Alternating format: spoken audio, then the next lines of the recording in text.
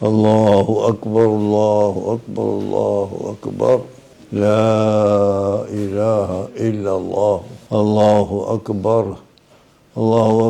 വലില്ലാഹിൽ ഹംദ്. അൽഹംദുലില്ലാഹ്. ഇന്ന് എല്ലാ ജനങ്ങളും സന്തോഷിക്കുന്ന ദിനമാണ്.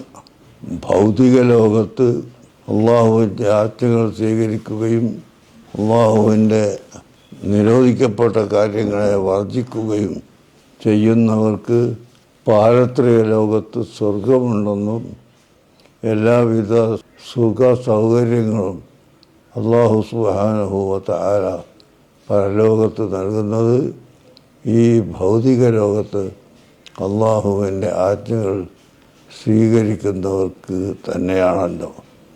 അതുപോലെ അതിലേക്കൊരു ഉദാഹരണം എന്ന നിലക്കാണ് റമദാൻ